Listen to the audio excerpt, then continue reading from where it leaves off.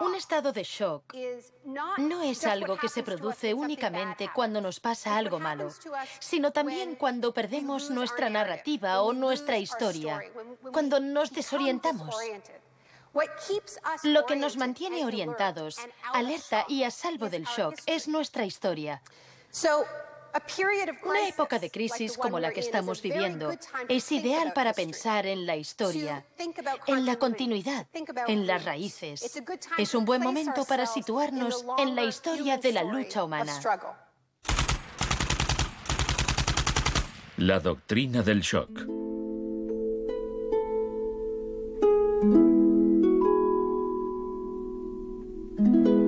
Todo empezó el 1 de junio de 1951, cuando representantes de agencias de inteligencia occidentales se reunieron en secreto con profesores universitarios en el Hotel Ritz-Carlton de Montreal. Como resultado de esta reunión, el ejército financió una investigación sobre el aislamiento sensorial en la Universidad de McGill.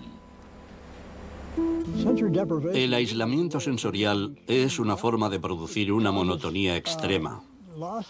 Provoca una reducción de la capacidad crítica, nubla la mente y el sujeto se queja de que ni siquiera puede fantasear. Y cuando un estudiante universitario no es capaz de fantasear, mal asunto. Mientras experimentábamos, empecé a creer que quizá algo que causara incomodidad o incluso dolor sería más tolerable que las condiciones de aislamiento que estudiábamos. Hebb decidió dejar de trabajar en la investigación. No tenía idea, cuando lo propuse, del arma tan terrible, tan potencialmente terrible que podía llegar a ser. Este es nuestro momento, nuestra oportunidad. Pero los experimentos continuaron bajo las órdenes del ambicioso jefe de psiquiatría, el Dr. Ewen Cameron.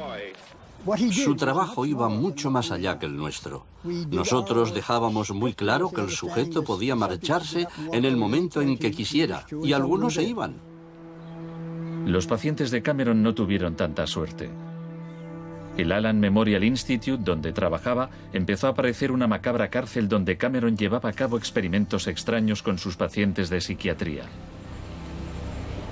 Quería borrarles la mente, dejársela en blanco, para reprogramarlos desde cero.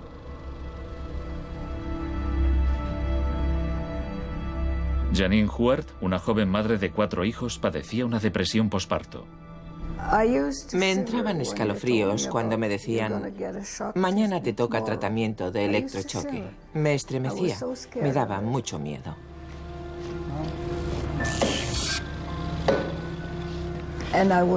Despertaba en otra habitación, totalmente confundida y triste. Y me quedaba muy afligida después. Iba por ahí caminando como una zombie. Cameron combinaba los electrochoques con las curas de sueño y la repetición de mensajes grabados. Decía: Janine, Janine, estás rehuyendo tus responsabilidades. No quieres cuidar de tu marido ni de tus hijos. Lo repetía una y otra vez. Suena como si la interrogaran. Sí, como si me interrogaran, pero ¿con qué objeto? La CIA no tardó en poner en práctica los hallazgos de Cameron. Muchas de sus técnicas figuran en el manual Kubark de interrogatorios para el contraespionaje. He aquí unos fragmentos. Es una tesis central del manual que estas técnicas son, en esencia, métodos para provocar la desviación de la personalidad. Hay un intervalo, que puede ser muy breve, de animación suspendida, una especie de shock psicológico o parálisis. Los interrogadores expertos reconocen este efecto cuando se da y saben que desde ese momento el sujeto está mucho más abierto a la sugestión, mucho más dispuesto a obedecer que justo antes de sufrir el shock. El otro Dr. Shock.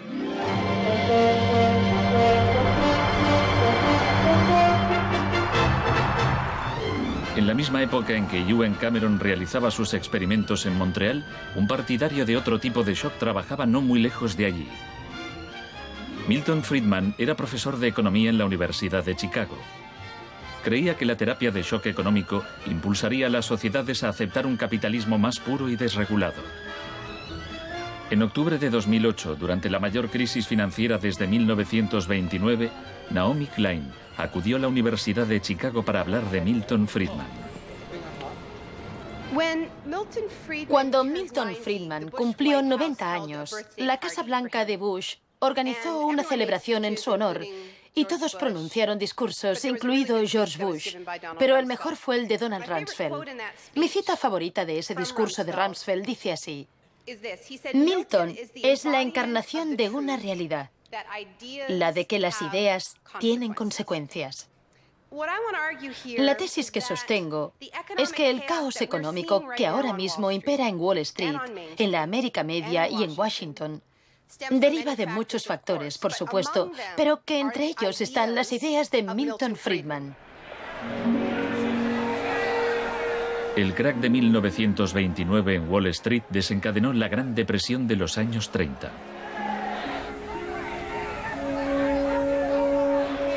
En la base de las tesis de Friedman estaba su oposición a la política del New Deal anunciada por el presidente Franklin Roosevelt en su discurso de investidura.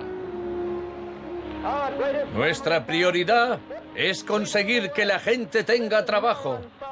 No es un problema insoluble si lo abordamos de forma inteligente y con valentía. Quiero expresar mi firme creencia de que no debemos temer a nada, excepto al miedo en sí. Influido por el economista John Maynard Keynes, Roosevelt puso en marcha un programa de empleo público para que la gente volviera a trabajar. Hoy la depresión no es más que un vago recuerdo. Millones de hombres y mujeres han encontrado trabajo y por consiguiente seguridad y esperanza. No fue tan sencillo. La depresión duró hasta la Segunda Guerra Mundial, pero después el Plan Marshall generalizó el modelo regulador e intervencionista de Keynes en Europa.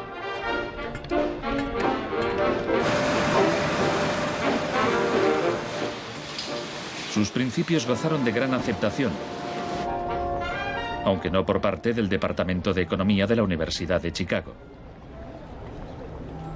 Milton Friedman, desde esta universidad, libró una guerra contra el New Deal. Friedman era miembro de un grupo llamado Sociedad Mont Pelerin, dirigida por el economista Friedrich von Hayek. Creían que si el gobierno dejaba de prestar servicios y de regular los mercados, los problemas de la economía se resolverían solos. En los 50 los consideraban bichos raros, pero en los últimos 30 años sus ideas se han convertido en la doctrina económica dominante. La tesis de la doctrina del shock es que nos han contado un cuento sobre cómo estas medidas radicales han triunfado en el mundo, que no se han propagado de la mano de la libertad y la democracia, sino que han requerido shocks, crisis y estados de emergencia. Milton Friedman entendía la utilidad de las crisis. Solo una crisis, real o percibida, produce auténticos cambios. Cuando esa crisis sobreviene, las medidas que se toman dependen de las ideas que flotan en el ambiente. Primera puesta a prueba: Chile. Fue en Chile donde los seguidores de Friedman aprendieron a explotar un shock o crisis a gran escala. Por lo general, los voceros del neoliberalismo, los publicistas oficiales, ni siquiera mencionan a Chile. Empiezan a contar la historia a partir de Thatcher y Reagan, porque eso queda mucho mejor. En los años 50 y 60, las medidas progresistas de desarrollo en Chile eran un modelo para la zona. El gobierno invertía en salud, educación e industria. Las empresas estadounidenses temían por sus inversiones. Como respuesta, el Departamento de Estado comenzó a becar a estudiantes de Chile y el resto de Sudamérica para que estudiaran economía de libre mercado con Milton Friedman. La Universidad de Chicago tenía un convenio con la Universidad Católica de Chile que permitía a muchos chilenos venir a Chicago, donde les impartíamos formación y se doctoraban. Los estudiantes regresaban a Chile a dar clases. El Departamento de Economía de la Universidad Católica en Santiago se convirtió en una mini escuela de Chicago. Arnold Harberger, el economista que dirigía el programa, se describía como misionero totalmente entregado. En 1970, la Unidad Popular de Salvador Allende ganó las elecciones con un programa que proponía nacionalizar grandes sectores de la economía. La compañía de teléfonos pertenecía en su mayor parte a la empresa estadounidense ITT, que encabezó los intentos de evitar que Allende fuera presidente. Contaba con el apoyo de Richard Nixon en la Casa Blanca. Yo no estuve allí, pero puedo decirle lo que sabemos con certeza en la actualidad. Él encargó a la CIA que impidiera que Allende asumiese la presidencia e intentaron convencerme de que instigara al ejército chileno cuando Allende resultó elegido. A pesar de las maniobras de la CIA, Allende juró el cargo de presidente.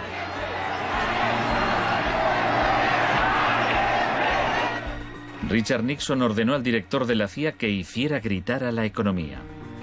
El señor Nixon es presidente de Estados Unidos y yo soy presidente de Chile. Yo no tendré un término despectivo contra el señor Nixon mientras el señor Nixon respete al presidente de Chile. Comenzó a fraguarse un golpe militar. Los Chicago Boys chilenos se pusieron a trabajar en un programa económico de 500 páginas llamado El Ladrillo. Con dinero de Estados Unidos se hizo todo lo posible por desestabilizar la economía. Se declaró una huelga de camioneros que paralizó fábricas y tiendas. Hubo un golpe de Estado fallido el 29 de junio de 1973. Después, el 11 de septiembre, bajo el mando del general Pinochet, el ejército asaltó el Palacio Presidencial. El shock de la guerra. Chile había disfrutado durante 41 años ininterrumpidos de un régimen democrático que estaba siendo derrocado por medio de la violencia.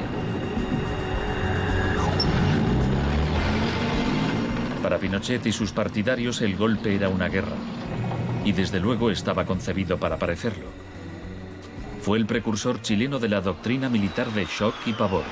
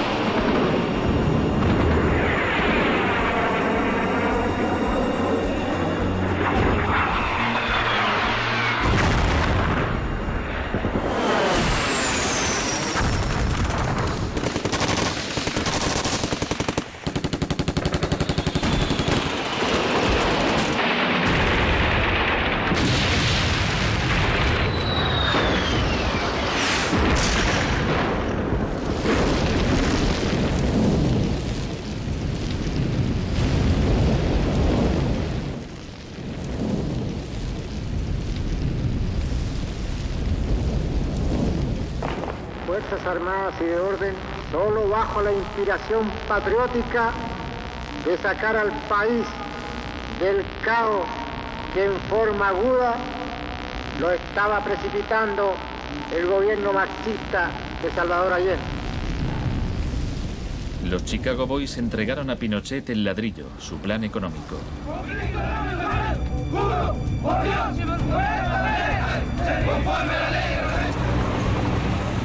Los días siguientes, más de 13.000 opositores fueron detenidos y encarcelados.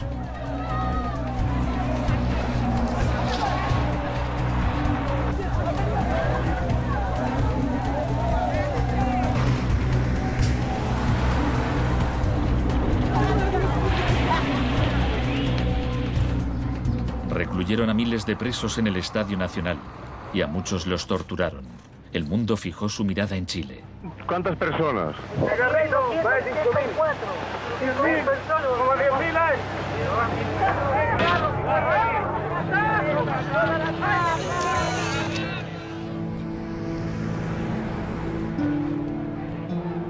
A principios de noviembre liberaron a 5.000 presos. A los 900 que quedaron los trasladaron a otros centros de detención.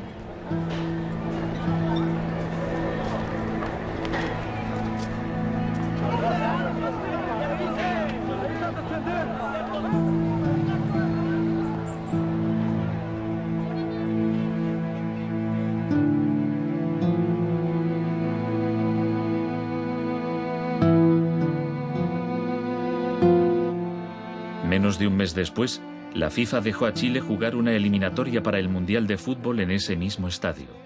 Su rival, la Unión Soviética, se negó a jugar allí, así que se permitió a Chile marcar en portería vacía y clasificarse para el Mundial de 1974. Porque fueron tocando sin adversario hasta el otro lado. El shock económico. Aprovechando el estado de shock de la población, Pinochet impuso las medidas recomendadas por los Chicago Boys, suprimió el control de precios, privatizó empresas estatales, eliminó aranceles de importación y redujo el gasto público. Más tarde, Friedman reconoció abiertamente la importancia del experimento chileno. Se trataba del primer caso en que un avance hacia el comunismo daba paso a un avance hacia el libre mercado. No dio resultado. Al cabo de un año había una inflación del 375% anual, la más alta del mundo. Así que en marzo de 1975, Arnold Harberger y Milton Friedman volaron a Santiago. Empleó una expresión que nunca se había utilizado en el contexto de una crisis económica mundial. Exigió un tratamiento de shock. Dijo que él era como un médico que iba a ayudar a un país asolado por una epidemia y simplemente recetaba el remedio. Friedman escribió que el general Pinochet se mostraba receptivo a la idea de un tratamiento de shock, aunque era evidente que le preocupaba el paro temporal que podía causar.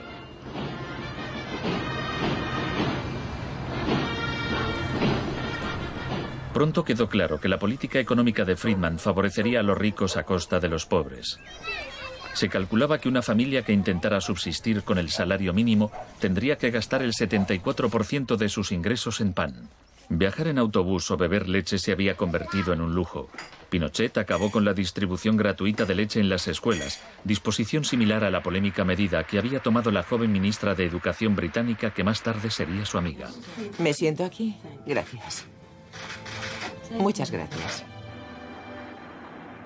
Para poder imponer estas políticas económicas, había que sembrar el miedo hacia un enemigo.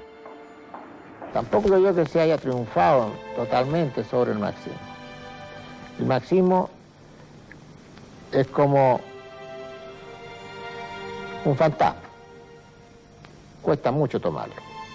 Mejor dicho, no se puede tomar.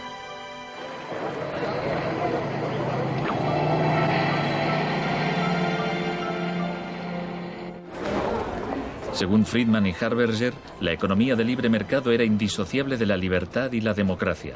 Pero en Chile, donde sus ideas se estaban aplicando en el contexto de una dictadura militar, no era así. Muchos latinoamericanos veían una relación directa entre los shocks económicos que empobrecían a millones de personas y las torturas infligidas a quienes creían en una sociedad distinta. Orlando Letelier era uno de ellos. Letelier había sido embajador de Allende en Washington. Pasó un año en una de las cárceles de Pinochet antes de exiliarse en Estados Unidos. En 1976, Letelier escribió: el plan económico tenía que imponerse por la fuerza, y en Chile esto solo podía conseguirse por medio de miles de asesinatos, el establecimiento de campos de concentración por todo el país y el encarcelamiento de más de 100.000 personas en 3 años.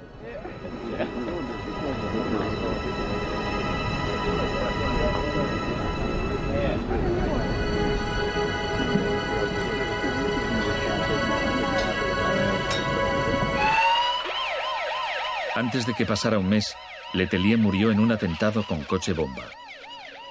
Buenas tardes. Una potente explosión ha destrozado un coche que circulaba por el normalmente tranquilo Embassy Road de Washington. El chileno era Orlando Letelier, ministro de Exteriores durante los últimos meses del régimen marxista del difunto Salvador Allende. Damos paso a Richard Roth. Michael Townley, miembro de la policía política secreta de Pinochet, estaba detrás del atentado. Había entrado en Estados Unidos con pasaporte falso y la CIA estaba al corriente de ello. Michael, buenas noches. Buenas noches, Pablo. La opinión del Poder Judicial chileno, ¿hay confianza en él? Mire, yo confío plenamente en la justicia chilena, como patriota y luchador antimarxista y juntista por sobre todas las cosas. Pese a su confianza, Townley fue extraditado a Estados Unidos y condenado por el asesinato de Letelier. Pinochet gobernó Chile como dictador durante 17 años. Pero en una entrevista en que se sinceraba, Harberger seguía negándolo. Un gobierno represivo no puede durar mucho tiempo en el marco de un sistema de auténtica libertad económica. El año del asesinato de Orlando Letelier se le concedió a Friedman el Premio Nobel de Economía. Saben, tienen una idea totalmente deformada de lo que pasó. Les explicaré un par de cosas. En primer lugar, universidades chilenas me ofrecieron 2 títulos honoríficos antes de que yo viajara allí. Rehusé aceptarlos porque dichas universidades se financiaban en parte con fondos públicos y yo no quería dar en ningún caso la impresión de que apoyaba el régimen político de Chile. No soy representante de Chile, no soy asesor de Chile, ni tengo responsabilidades para con el gobierno de Chile.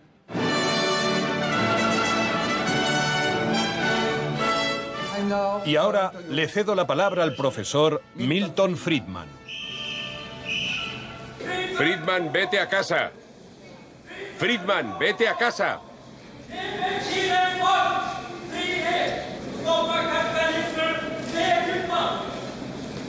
Lamento este incidente.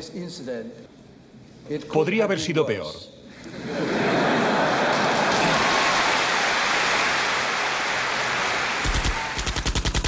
La revolución se propaga. El propósito de la doctrina del shock es contar una historia alternativa de cómo esa oleada salvaje de capitalismo puro e incontrolado que estamos viviendo llegó a dominar el mundo. Chile no fue el único país de Sudamérica que adoptó las políticas de la Escuela de Chicago. Los seguidores de Friedman ocupaban cargos clave en Brasil y asesoraban el gobierno de Uruguay. Entonces, el 24 de marzo de 1976, un golpe militar derrocó al gobierno de Isabel Perón en Argentina. Una junta de 3 generales tomó el poder bajo el mando del general Videla. Los Chicago Boys accedieron a puestos económicos relevantes en el gobierno militar.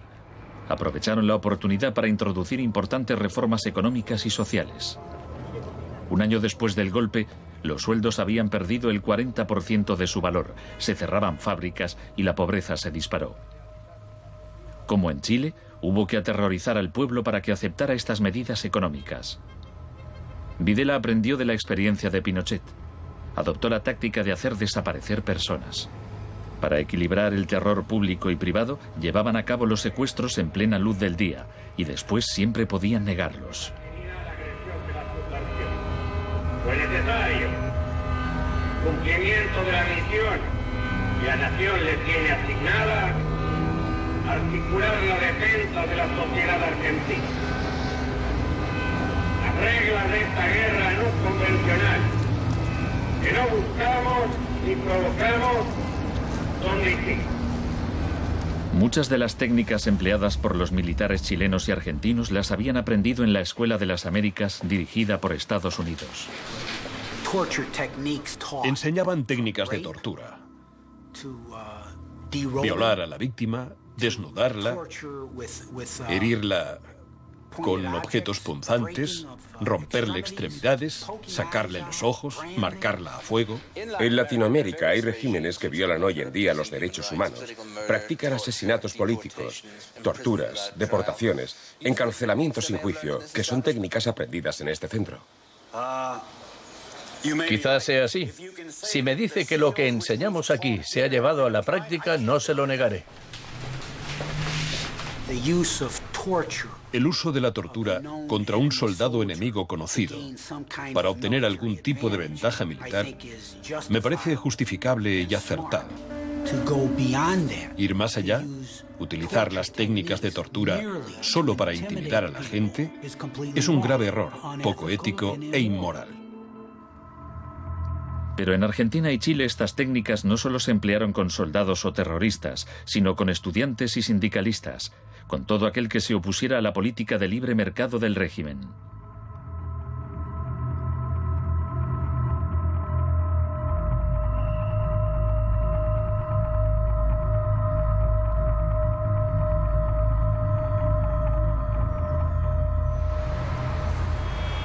En 1978, la Junta de Argentina fue anfitriona del Mundial de Fútbol. La final se jugó en un estadio que estaba aproximadamente a 1 kilómetro del mayor centro de detención del país, donde había miles de presos en cámaras de tortura. Decir que con los goles, con el grito de gol, se tapaba la voz de los secuestrados, los gritos de los secuestrados, era una realidad. Organización extraordinaria, miles y miles de banderas, miles y miles de gargantas enronquecidas, 25 millones de argentinos que tienen un solo color, el celeste y blanco. El fútbol ha hecho el milagro del país, de este maíz maravilloso que nos siguen atacando a aquellos que... Argentina llevó su régimen de terror un paso más lejos que Chile. Entre los desaparecidos había cientos de mujeres embarazadas a quienes les permitieron dar a luz antes de asesinarlas. De todas aquellas mujeres que estaban embarazadas, les permitieron tener a sus hijos para una vez que nacieran, sacárselos. Y eso sucedió con 500. Yo soy uno de esos 500. Esos niños, muchos de los cuales fueron criados por familias afines al ejército, eran un escalofriante recordatorio del proyecto de la Junta de rehacer toda la sociedad.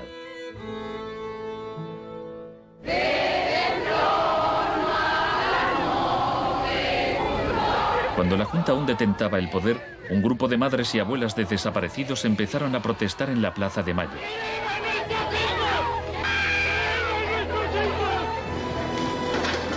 Como detectives buscaron a los niños perdidos. Tras la caída de la Junta, localizaron a algunos y los reunieron con sus familias. De vez en cuando encontraban restos. Por lo general, no encontraban nada. El general Videla fue declarado culpable de asesinato, secuestro y tortura. Señores jueces, nunca más. Se le condenó a cadena perpetua.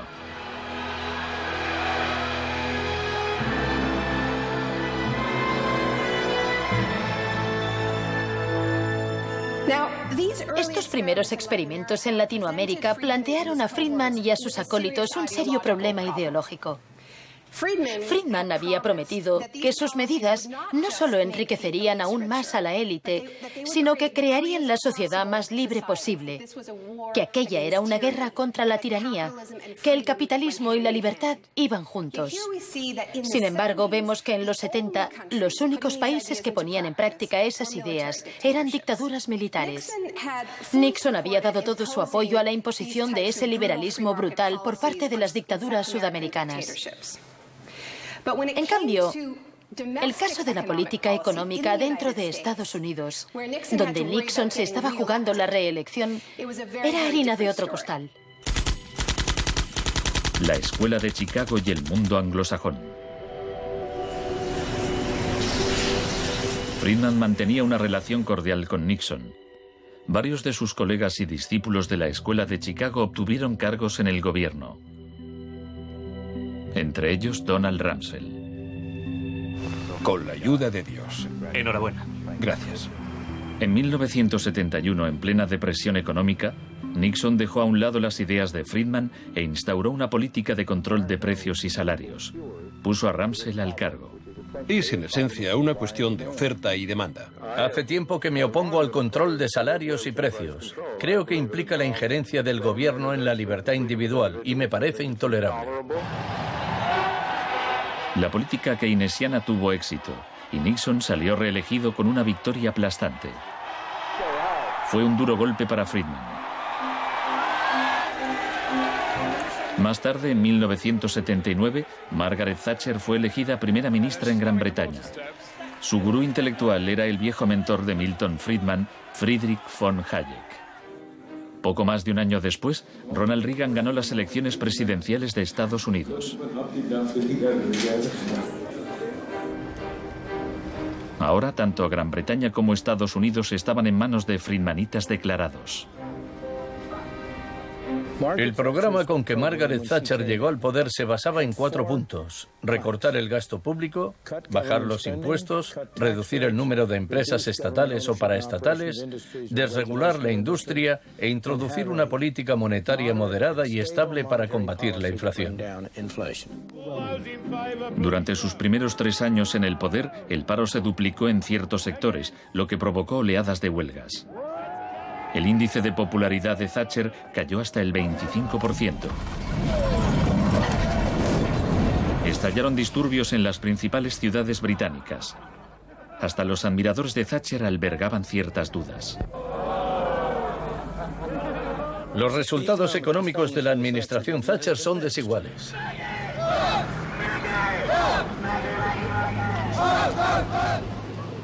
A quienes esperan ansiosos a que yo haga caso del eslogan favorito de los medios, dar vuelta atrás, solo puedo decirles una cosa: dad vuelta atrás vosotros si queréis. La dama no es partidaria de ello. Friedrich von Hayek instó a Thatcher a adoptar las políticas de shock económico de Pinochet. Ella replicó: en Gran Bretaña, con sus instituciones democráticas y su necesidad de un alto grado de consenso interno, algunas medidas tomadas en Chile son del todo inaceptables. La enorme impopularidad de Thatcher demostraba una vez más que el fundamentalismo del libre mercado era demasiado impopular y perjudicaba directamente a demasiada gente como para sobrevivir en un sistema democrático que requería el consentimiento de los gobernados, a diferencia de una dictadura militar. Lo que sacó a Thatcher del abismo y salvó finalmente el proyecto fue una crisis, la crisis suprema, de hecho, una guerra. Estamos aquí porque, por primera vez en muchos años, un territorio de soberanía británica ha sido invadido por un país extranjero. El gobierno ha decidido que un importante destacamento zarpe en cuanto se hayan ultimado todos los preparativos. El acorazado Invincible irá en cabeza. La mayoría de los británicos ni siquiera había oído hablar de las Malvinas, pero cuando Argentina invadió el pequeño archipiélago a miles de kilómetros de distancia, en el Atlántico Sur, Thatcher aprovechó la ocasión para hacer honor al apodo Dama de Hierro. Caballeros, me dicen que la bandera blanca ondea sobre Stanley. La guerra terminó menos de 3 meses después. Cuando las tropas regresaron al Reino Unido, las celebraciones patrióticas inundaron el país. Thatcher ganó las elecciones de 1983 por amplia mayoría. Esto le permitiría aplicar una forma de terapia de shock económico como la impuesta en Chile.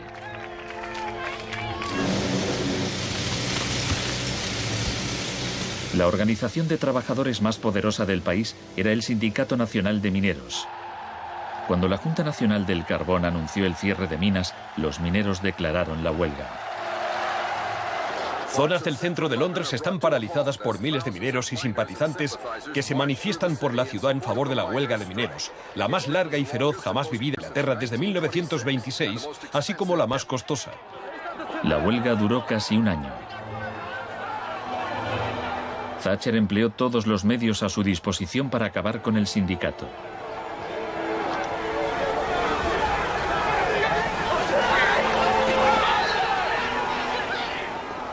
Al final, los mineros fueron derrotados. Thatcher aprovechó esta victoria para implantar la revolución de la Escuela de Chicago en su país. Una serie de anuncios vistosos promocionaba un programa de privatizaciones masivas.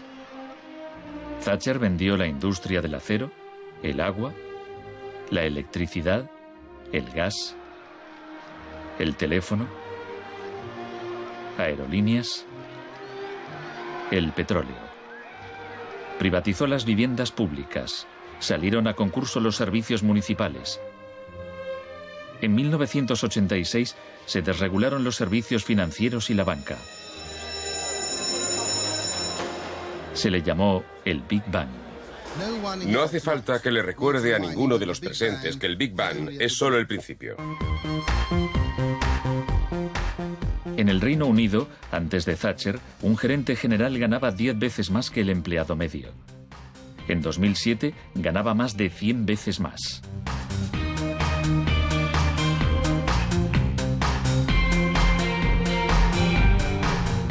En Estados Unidos, antes de Reagan, los gerentes generales ganaban 43 veces más que el empleado medio. En 2005 ganaban más de 400 veces más. Friedman reconocía abiertamente que Thatcher y Reagan estaban haciendo mucho por difundir la doctrina de la Escuela de Chicago en el mundo. Por aquí, señor Reagan. He pensado que debía colocarse aquí.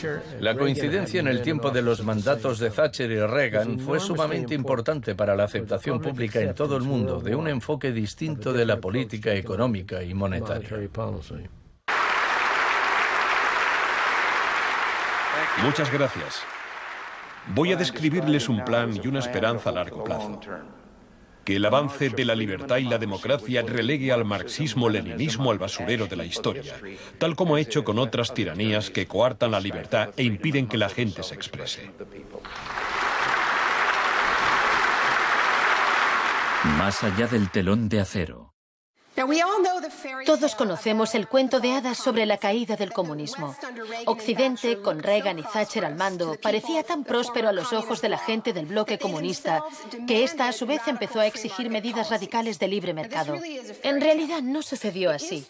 Es cierto que quienes vivían oprimidos por el autoritarismo comunista querían la democracia de verdad y que querían poder ir a comprar tejanos y a comer Big Macs. Eso es cierto. Pero eso no significa que aspiraran al capitalismo salvaje con oligarcas descontrolados y sin protecciones sociales, que acabó por instaurarse en tantos países del bloque del Este que aún lo padecen hoy en día. Thatcher había hecho lo posible por socavar el poder de los sindicatos en el Reino Unido, pero en 1988 viajó a Polonia para ofrecerle su apoyo al sindicato Solidaridad. Se trata del proceso para pasar de donde están ahora a donde quieren estar. Como consecuencia de las huelgas en Polonia, se permitió a Solidaridad participar en las elecciones de junio de 1989, lo que a su vez desencadenó oleadas de manifestaciones en toda Europa del Este.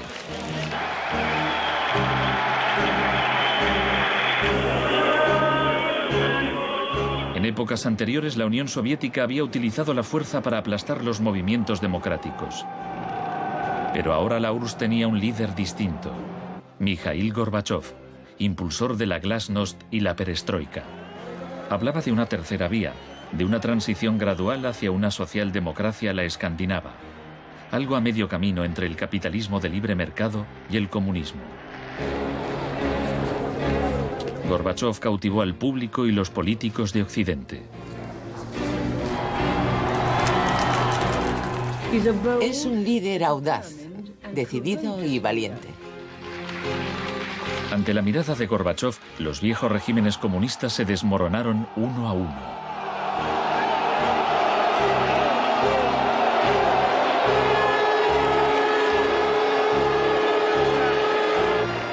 A finales de año, el símbolo más famoso de la división de Europa fue derribado.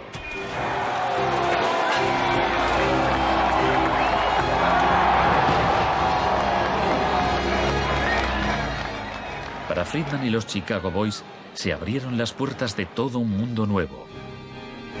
En la Unión Soviética, Gorbachov quería reformar la economía rusa poco a poco.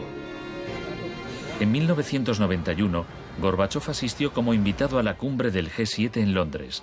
Esperaba obtener apoyo financiero para sus reformas económicas graduales. Sin embargo, le dijeron que o aceptaba la terapia de shock radical o no le concederían ayudas. ¿Qué tal, señor presidente?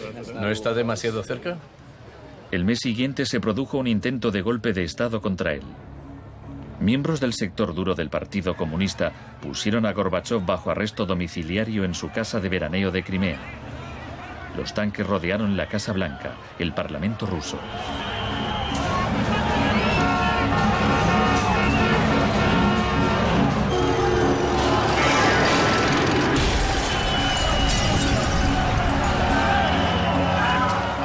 En el caos de los enfrentamientos callejeros, era evidente que, para reforzar su posición, el sector duro debía recurrir a la violencia.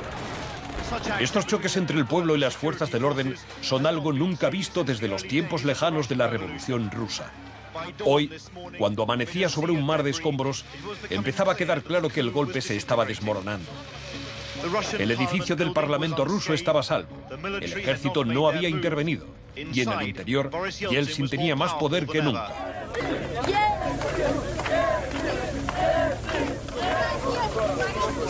Fue un momento estelar para Yeltsin.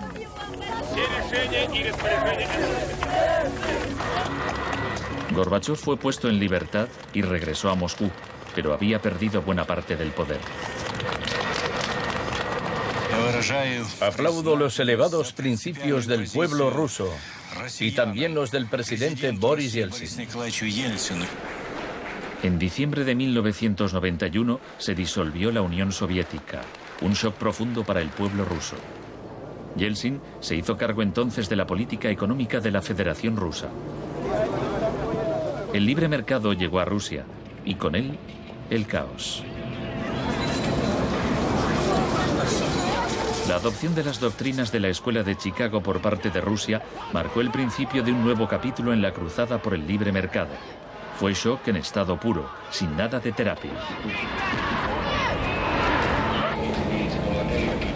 Pese a los intentos oficiales por promover el capitalismo popular, lo cierto es que un puñado de empresarios amasó grandes fortunas.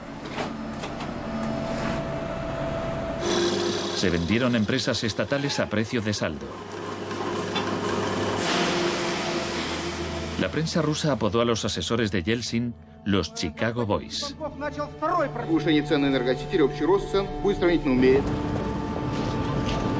Gracias a la terapia de shock de Yeltsin, en 1992 los rusos consumían un 40% menos que en 1991. Un tercio de la población había caído en la pobreza y la gente tardaba meses en cobrar su sueldo. Según las predicciones de un experto, 140 millones de rusos pronto vivirán bajo el umbral de la pobreza. La corrupción era generalizada y el crimen organizado se disparó. Moscú se convirtió en el nuevo salvaje oeste.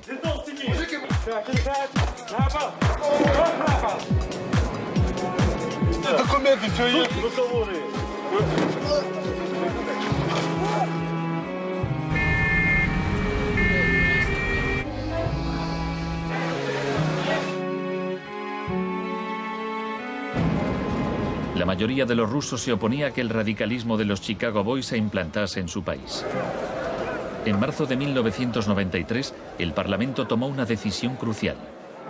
Votó a favor de retirarle a Yeltsin los poderes especiales que le había otorgado. Yeltsin instauró un régimen especial.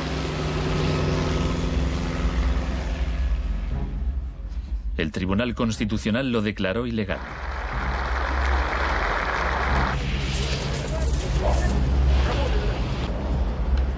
El 21 de septiembre, Yeltsin, al estilo Pinochet, disolvió el Parlamento. A partir de hoy quedan suspendidas las funciones legislativas, administrativas y de control del Parlamento de la Federación Rusa. Occidente puso su influencia al servicio de Yeltsin. Creemos que Boris Yeltsin es la mayor esperanza para la democracia en Rusia. 2 días después, el Parlamento votó a favor de destituir a Yeltsin por 636 votos a 2. Miles de partidarios del Parlamento se congregaron frente a la Casa Blanca e intentaron tomar la televisión.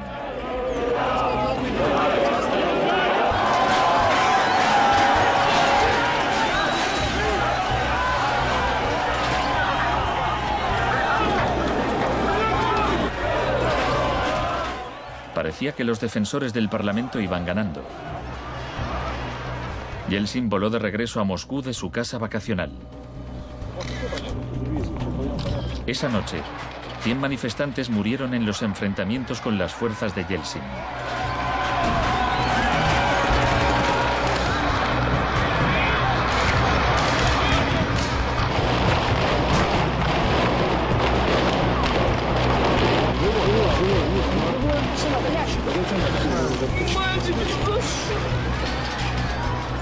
El 4 de octubre, Yeltsin ordenó al ejército que atacara la Casa Blanca y bombardeara el mismo edificio que él había defendido 2 años antes. ¿No lo entendéis? ¡Son asesinos!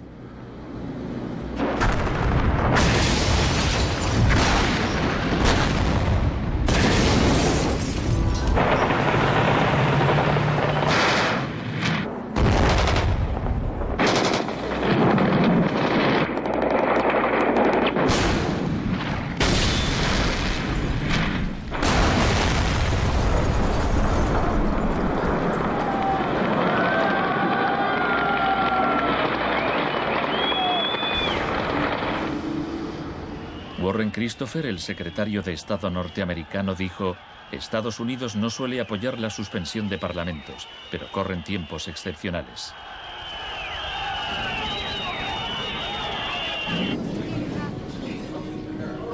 Yeltsin había conseguido el poder absoluto. Asesorado por sus Chicago Boys, practicó un capitalismo de amigotes. Se pusieron a la venta más industrias estatales, y así nació una nueva clase de empresarios multimillonarios con influencia política, los oligarcas. En 1998, el 80% de las granjas rusas estaba en quiebra y 70.000 fábricas estatales habían cerrado. En 8 años, el número de pobres había aumentado en 72 millones, mientras Moscú pasaba a ser la ciudad del mundo con más multimillonarios.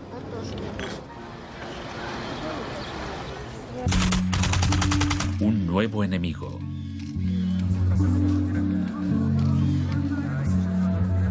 Buenas tardes, gracias por venir. Es un honor para mí anunciarles que voy a proponer a Donald Rumsfeld como secretario de Defensa. Estoy deseando servir de nuevo a mi país. Rumsfeld ya había sido secretario de Defensa en el gobierno de Gerald Ford. En ese entonces, el enemigo a temer era la Unión Soviética. No afirmo que nos estén invadiendo los rusos, sino sus tendencias. No digo que midan 3 metros, sino que medían 1,60 m, ahora 1,80 m y siguen creciendo. Ahora había un nuevo enemigo más cerca de casa. El 10 de septiembre de 2001, Rumsfeld expuso en un discurso sus planes para privatizar parte del ejército de Estados Unidos. Milton Friedman se habría sentido orgulloso. Decía: hoy hablaré de un adversario que representa una amenaza, una grave amenaza para la seguridad de Estados Unidos. Dicho adversario es uno de los últimos bastiones de la planificación central. Gobierna a golpe de planes quinquenales. Podría parecer que este adversario es la antigua Unión Soviética, pero ese enemigo ya no existe. Tenemos a este adversario mucho más cerca.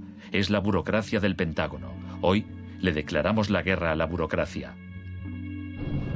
Al día siguiente, el vuelo 77 de American Airlines se estrelló en el Pentágono y mató a 184 personas.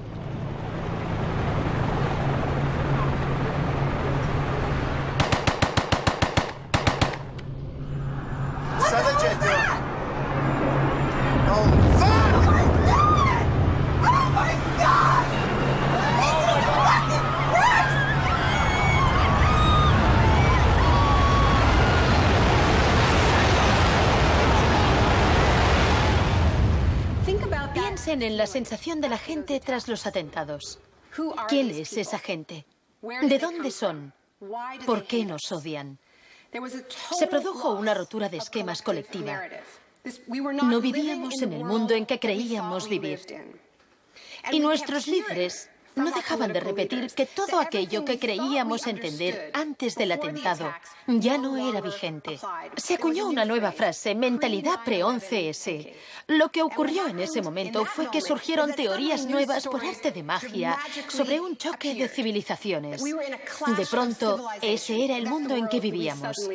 Resultó que había un eje del mal y que estábamos librando una guerra contra el terrorismo. Esta guerra abstracta e imposible de ganar ha tenido enormes consecuencias económicas. Antes de 2001, la seguridad nacional apenas podía considerarse una industria. Hoy en día es más importante que las industrias del cine y la música juntas. Entre el 11 de septiembre de 2001 y el año 2006, el Departamento de Seguridad Nacional pagó $130.000 millones a contratistas privados. Este es el complejo del capitalismo del desastre, una nueva economía basada en el miedo.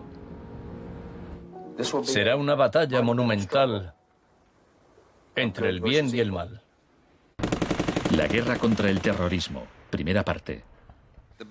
La mejor defensa contra el terror es una ofensiva global contra él, allí donde esté.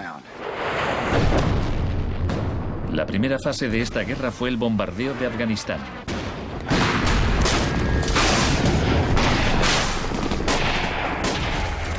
El gobierno talibán fue derrocado rápidamente. La posguerra resultó más complicada. Nuestra lucha contra el terrorismo empezó en Afganistán, pero no acaba allí. Buscamos sobre todo detenidos que nos sirvan para extraerles información.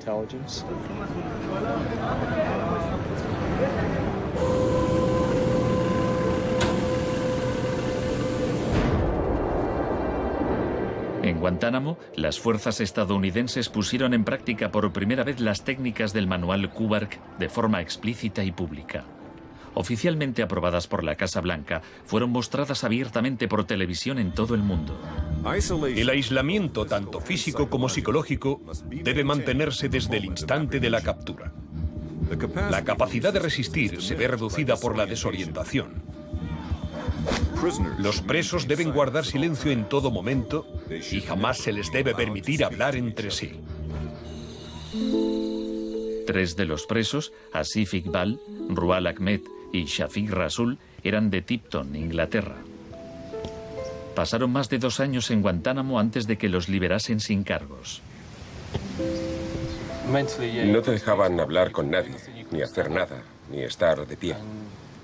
Te obligaban a pasarte todo el rato ahí sentado. Yo pensaba, ¿qué demonios está pasando? ¿Dónde estoy? ¿Pasaremos aquí el resto de nuestra vida? ¿Podremos regresar a casa, volver a ver a nuestra familia? De los 779 presos retenidos en la bahía de Guantánamo, solo 3 han sido condenados por algún delito.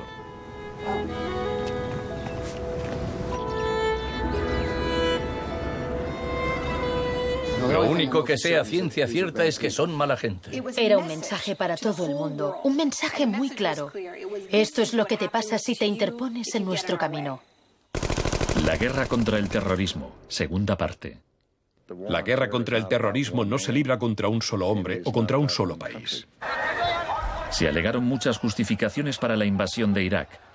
Pero si Estados Unidos realmente hubiera querido invadir un país que presuntamente albergaba a líderes de Al-Qaeda, tenía armas nucleares y vendía tecnología nuclear a otros países, Pakistán habría sido la opción más obvia. Tenía contactos estrechos con los talibán y el poder estaba en manos de un dictador militar. En cambio, George Bush eligió como objetivo Irak, el país con la tercera mayor reserva de petróleo del mundo.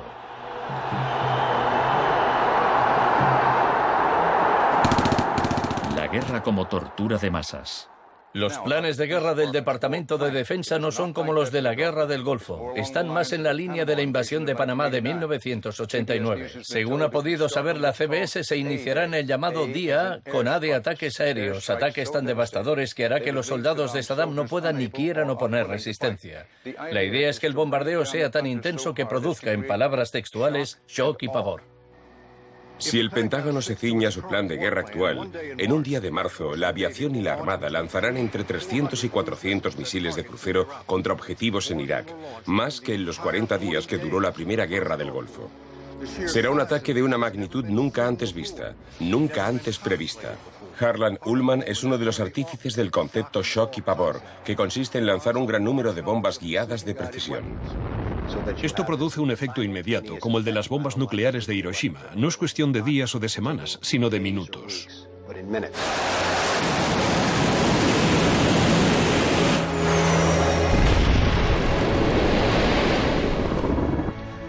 Además, paralizas la ciudad, es decir, la dejas sin energía ni agua y lanzas una campaña implacable de desgaste, de modo que al cabo de 2, 3, 4 o 5 días, ellos quedan agotados física, emocional y psicológicamente.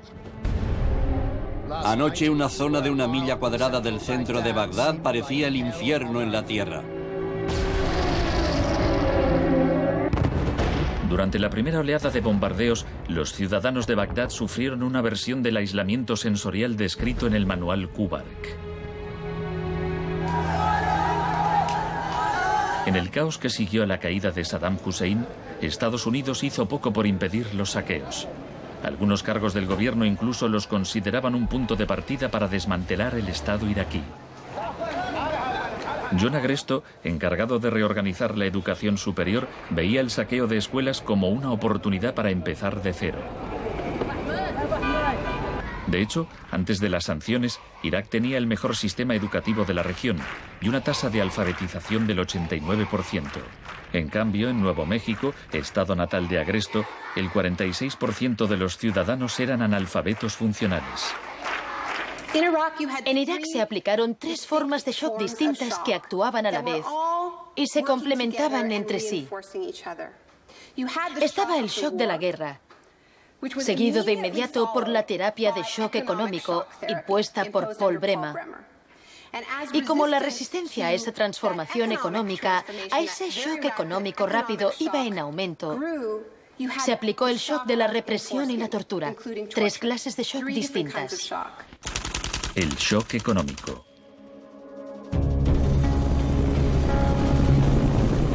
En mayo de 2003, Paul Bremer fue nombrado enviado presidencial de Estados Unidos a Irak.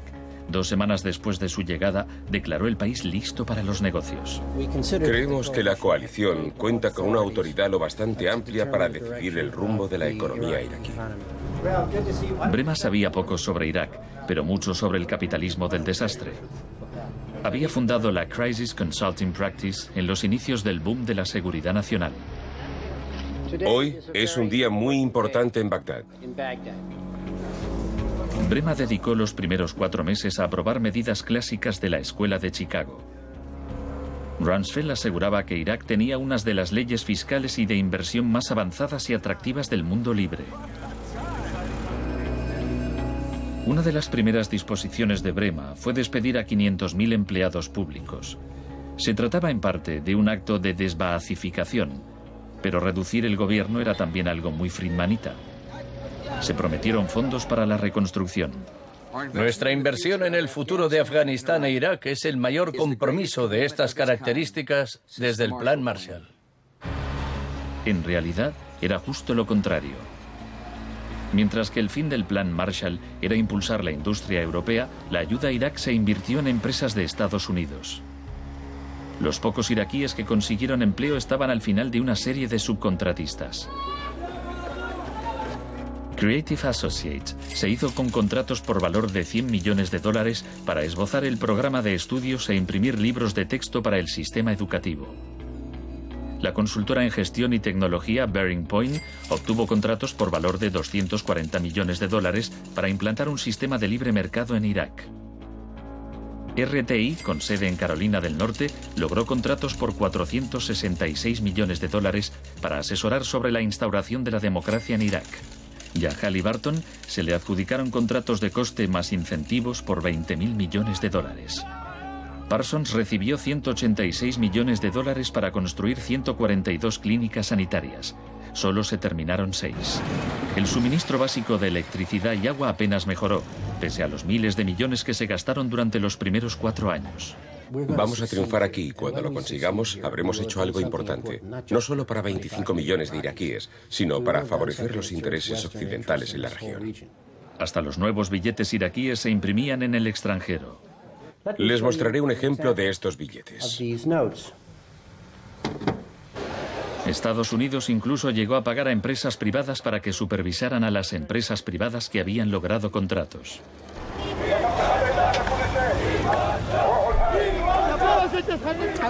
Estuve en Bagdad en 2004, cuando empezaban a cometerse atentados con frecuencia. De hecho, la noche en que llegué, una bomba estalló muy cerca del hotel. Pero lo que más me impactó entonces fue que, a pesar de la violencia y del caos, los iraquíes salieron a la calle a protestar al día siguiente. 19 muertos y 100 heridos en Nayaf. Lo que pedían en esa época era elecciones, tener voz y voto en el desarrollo de la era post-Saddam. En los primeros días de la ocupación, las protestas eran pacíficas, pero a medida que pasaba el tiempo, como las protestas no daban resultado, cada vez más iraquíes se unían a la resistencia armada.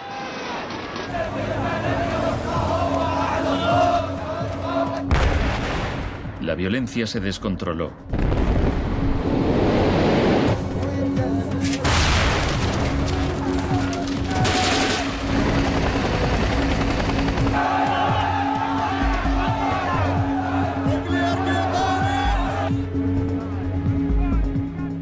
Como había ocurrido en Sudamérica 3 décadas antes, se dejaban cuerpos en la cuneta a modo de advertencia. Eran los desaparecidos de Irak.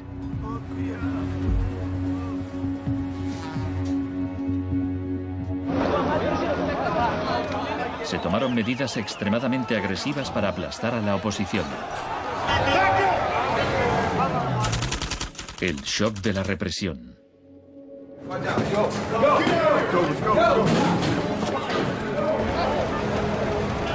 Durante los primeros 3 años y medio de la ocupación, se capturó a 61.500 iraquíes. En la primavera de 2007, 19.000 seguían detenidos. En prisión los interrogaban con técnicas derivadas de las que ideó la CIA, basándose en los experimentos realizados por Ewen Cameron en los años 50.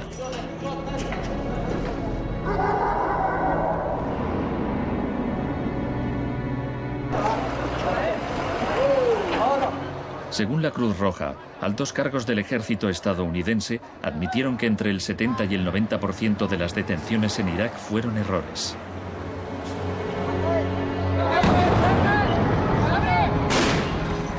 Aunque el caos que reina en el país parezca un fracaso de la terapia de shock, en Irak el capitalismo del desastre ha florecido.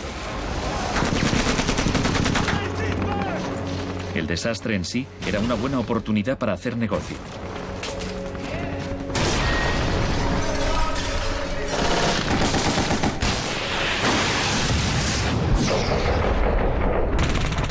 El negocio de la guerra. El gasto militar de Estados Unidos prácticamente se ha duplicado desde 2001. Se acerca a los 700.000 millones de dólares al año. Ya en 1961, el presidente Eisenhower, que no era precisamente de izquierdas, advirtió del peligro de un ejército demasiado poderoso. La conjunción de una estructura militar inmensa y de una gran industria de armamento es algo nuevo en la historia de Estados Unidos. Debemos precavernos contra una adquisición de influencia injustificada, deliberada o no, por parte del complejo industrial militar. No debemos permitir jamás que esa combinación suponga un riesgo para nuestras libertades o nuestros procesos democráticos. La guerra de Irak ha sido el conflicto más privatizado de la historia contemporánea. La zona verde de Bagdad es una versión extrema de lo que está pasando en todo el mundo. Se trata de una zona privada y segura, protegida del caos exterior.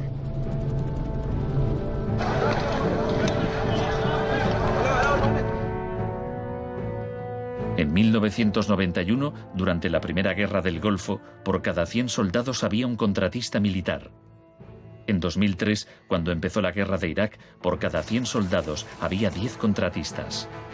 En 2006, por cada 100 soldados había 33 contratistas. Un año después, por cada 100 soldados había 70 contratistas. En julio de 2007 había más contratistas que soldados en Irak. Esto iba incluso más lejos de lo que Milton Friedman se había atrevido a soñar. Lo único que no privatizaría son las Fuerzas Armadas, los tribunales y algunas carreteras y autopistas. Una de las empresas contratadas más relevantes era Blackwater USA. Durante la batalla de abril de 2004 en Nayaf, Blackwater asumió el mando de los marines estadounidenses. Docenas de iraquíes murieron durante la operación. Estados Unidos había blindado las empresas privadas contra las leyes iraquíes, por lo que éstas funcionaban en un vacío legal, un poco como Guantánamo. Le pregunté al secretario de Defensa hace un par de meses bajo qué se rige. El señor Rumsfeld... Iba a preguntárselo yo. Siga.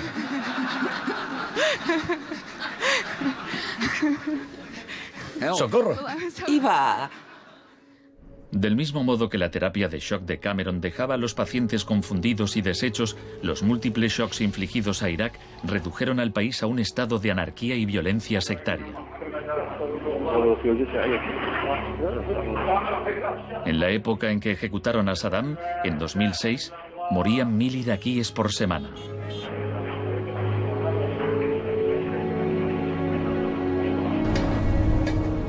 En abril de 2007, la Agencia de la ONU para los Refugiados calculaba que 4 millones de personas habían tenido que abandonar su hogar. Cientos de miles de iraquíes habían muerto. Creo que los historiadores escribirán con toda claridad que hicimos algo extraordinario y noble aquí.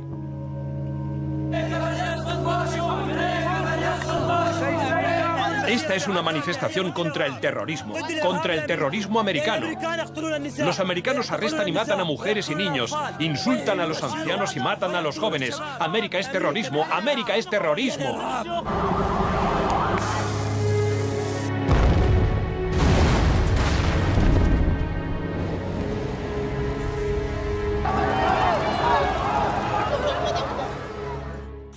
Un mundo de zonas verdes y rojas. Cuando el huracán Katrina llegó a Nueva Orleans en agosto de 2005, el mundo presenció horrorizado una especie de apartheid del desastre. Quienes tenían recursos se marcharon de la ciudad, mientras decenas de miles de desfavorecidos tuvieron que quedarse prácticamente sin ayuda del Estado. Fui a Nueva Orleans cuando la ciudad todavía estaba inundada y descubrí que lo que había visto en Irak se repetía, no en un período de posguerra, sino después de un terrible desastre natural. Milton Friedman murió en 2006. La última recomendación que hizo sobre política oficial aparece en un artículo que publicó en el Wall Street Journal 3 meses después del Katrina. Dice, la mayor parte de las escuelas de Nueva Orleans están en ruinas y también las casas de los alumnos. Los niños se han dispersado por todo el país. Es una tragedia y también una oportunidad para introducir reformas radicales en el sistema educativo. Proponía privatizar completamente los colegios de la ciudad. Era su canto del cisne.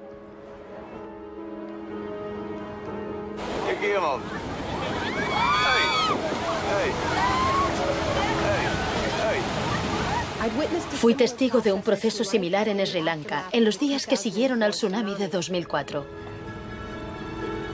A gente que había vivido en la costa desde hacía generaciones se le impidió volver a fin de poder privatizar los terrenos y venderlos a hoteles de lujo.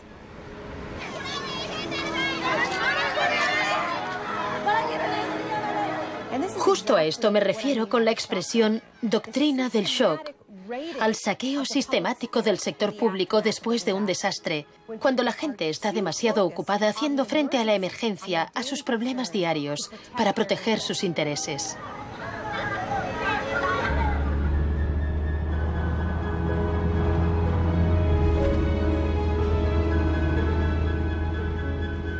Tal vez el primer acto de resistencia sea negarnos a impedir que borren la memoria colectiva.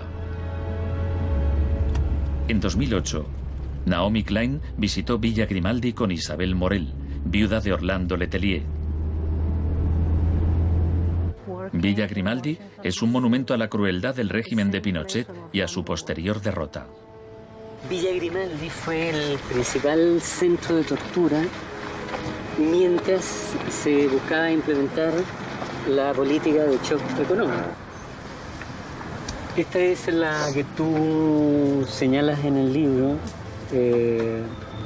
como las casas de uno por uno donde estaban los detenidos en Villa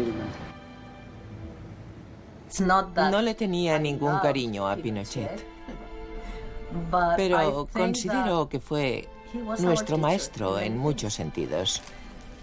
Aprendimos qué era el mal.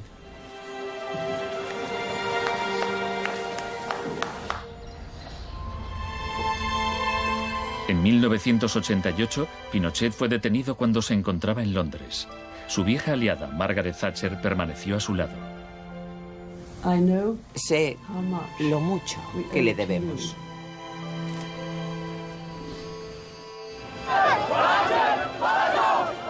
Hicieron falta 30 años para que el experimento económico que Pinochet fue el primero en probar diera la vuelta al mundo hasta Irak. Aún así, las similitudes entre pasado y presente son asombrosas. Entre los campos de concentración de Pinochet y el centro de detención de Bush en Guantánamo. Entre los desaparecidos de Chile y los de Irak. Entre los experimentos de Ewen Cameron y las torturas infligidas a los presos de Abu Ghraib. Ha llegado nuestro momento, nuestra ocasión. Borró todo el pasado. Por eso aplicaba electrochoques. Borraba el pasado del paciente e implantaba ideas nuevas. Pero Janine resistió. En 1988, la CIA accedió a indemnizar a Janine y a otras víctimas de los experimentos de Ewen Cameron. Janine, ¿estás orgullosa de que, aunque intentaron hundirte, tú has luchado con todas tus fuerzas y has vencido? En cierto modo, sí. En cierto modo. Porque creo que todavía me queda una pizca de fuerza de voluntad. Es muy difícil luchar contra un gobierno. La gente me decía: Janine, no puedes luchar contra el gobierno, no te das cuenta, son muy poderosos. Pero yo tenía fe en que ganaría. El fin de una era. Los mercados no regulados son volátiles por naturaleza. Las burbujas se inflan y al final estallan inevitablemente. Tras la desregulación del Big Bang, en los 80, se han producido varios shocks económicos. En 1987 hubo un lunes negro. Los mercados se desplomaron de forma espectacular. Fue el mayor derrumbe porcentual ocurrido en un mismo día en la historia de la bolsa. En 1992 hubo un miércoles negro cuando los especuladores de divisas hicieron fortunas apostando contra la libra. En 1997 estalló la crisis asiática. En un año, 600.000 millones de dólares se perdieron en las bolsas de Asia.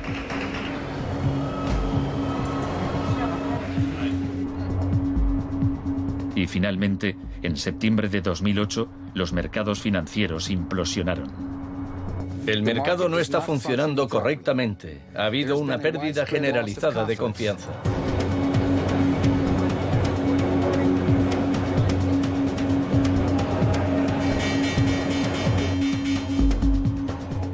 El 15 de septiembre, Lehman Brothers se acogió al capítulo 11 de la ley de quiebras. Solo una semana después, se anunció que los empleados de sus oficinas en Nueva York cobrarían 2.500 millones de dólares en primas. Se calcula que empresas de Wall Street pagaron 18.400 millones en primas el año del crack. Pese al torrente de retórica populista de quienes dicen plantar cara a los peces gordos y defender a los ciudadanos sencillos y no a Wall Street, nos encontramos ante una transferencia de riqueza de proporciones incalculables. Se está transfiriendo riqueza del sector público, de las manos del gobierno, que la ha recaudado de la gente de a pie en forma de impuestos, a manos de las empresas y los individuos más ricos del mundo. Huelga decir que son los mismos individuos y empresas responsables de la crisis.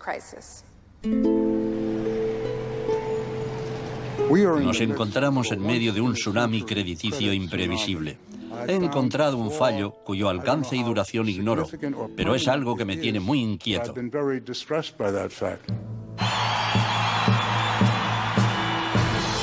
En Estados Unidos, la crisis financiera propició la victoria de Obama. El país quería cambiar de rumbo. ¡Hola, Chicago!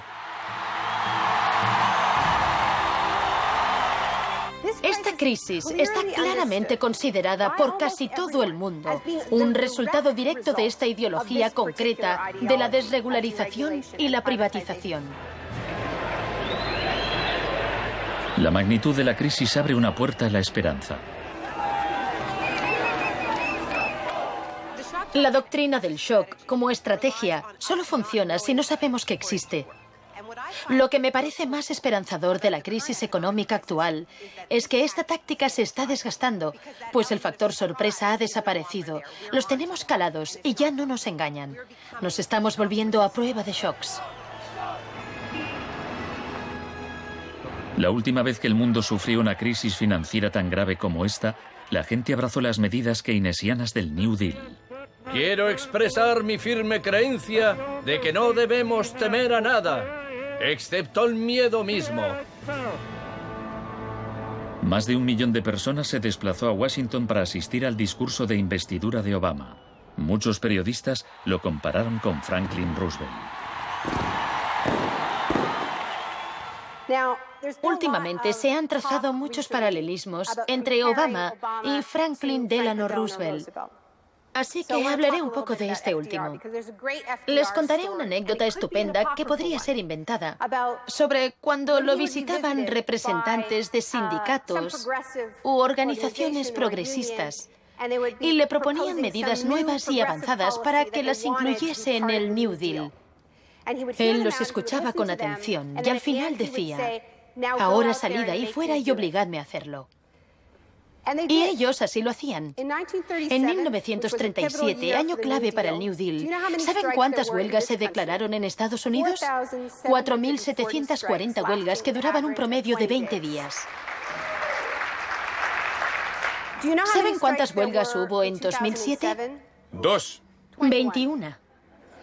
En fin, la otra razón para recordar esta historia de la lucha social es que nos dice algo muy importante, algo que debemos recordar en estos momentos en que nos jugamos tanto. Nos enseña que si queremos políticas contra la crisis que hagan de este mundo un sitio más sano, justo y pacífico, tendremos que salir ahí fuera y obligarlos. Gracias.